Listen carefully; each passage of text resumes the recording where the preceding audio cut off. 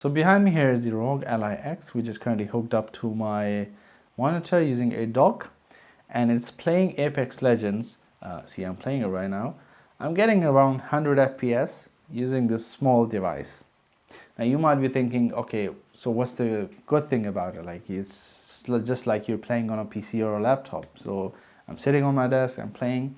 But the cool thing about this device is I can just disconnect it right now from the dock and just play on this handheld because it has a screen. Or I could just take the handheld to my living room, hook it up to my TV, and just play the game while sitting on my sofa.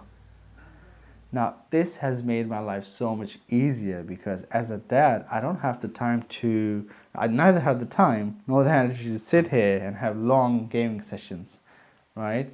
So I could just take this device, and so for example, if I just disconnect it right now, I have it here now, and so it's running the game right now.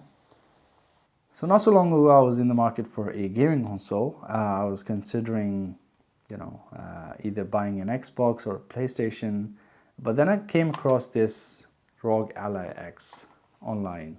I saw some reviews, but I'm still skeptical about this because I have used gaming laptops before, and none of the gaming laptops have given me as good a gaming performance as this device.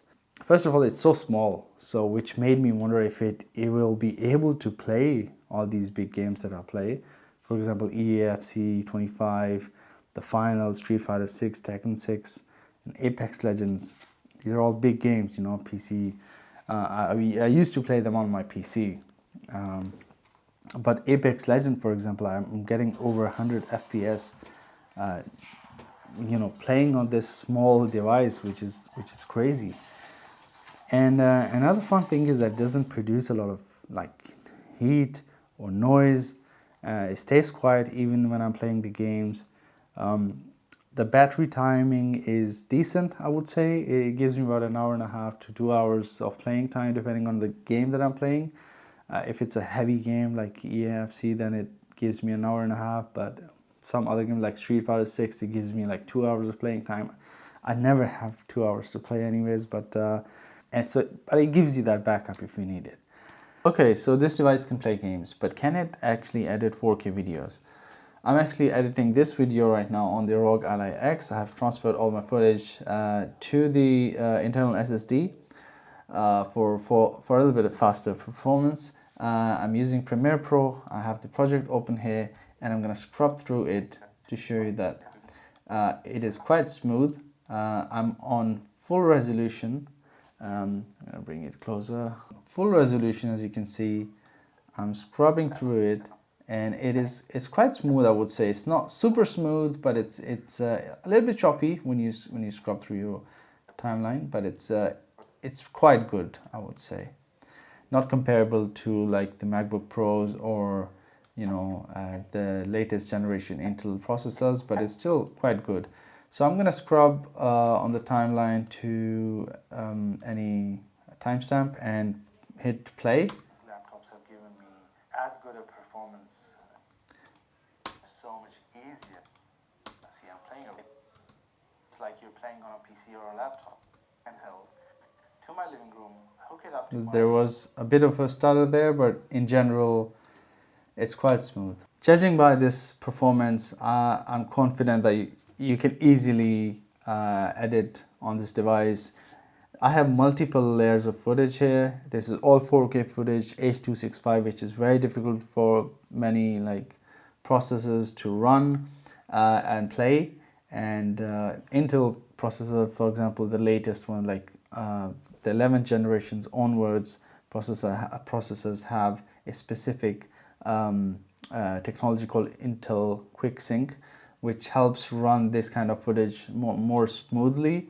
So if it had an Intel chip, this would have been much smoother, but it is still quite smooth. I still have some more footage to go through. So once I'm done editing this whole video, I'm gonna benchmark the export time as well.